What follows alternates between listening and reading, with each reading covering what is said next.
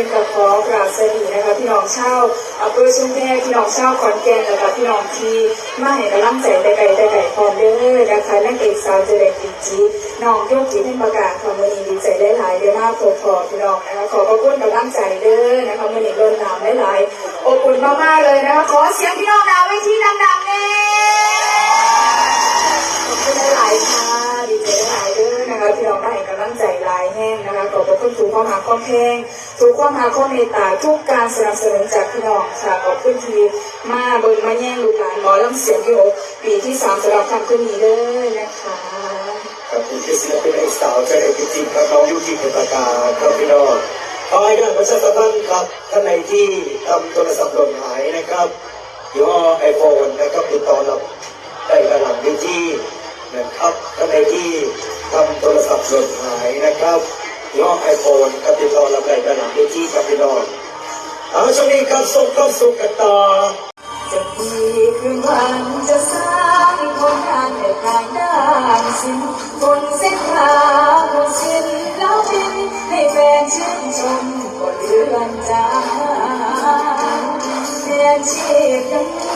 ขอทำหน้าที่ไปจนมาได้ฝันชีวิตไว้ในอ้อมใจสาวหมอลำไม่อยู่เป็นกันคุณก็ต้องมาด้วยกันขอบคุณนะคะขอบคุณคนไทยด้วยนะคะ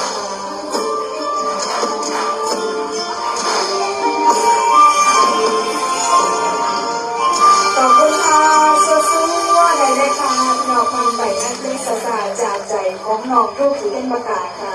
เอาฝากผลงานก่อนล่ำพิเศษคุณสาวก่อนเด้อตอนนี้อยากถ่ายรูปไปน้ำตาชายพี่น้องขอบคุณหลายๆค่ะ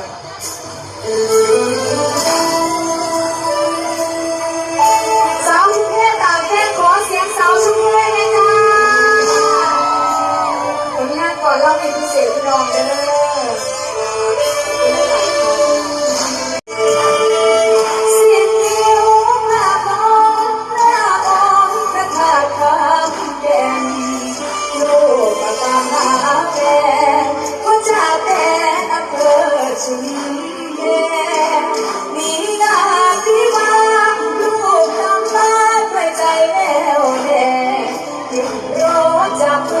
ชุมแพซึ่งเราเก็บของมาลองไม่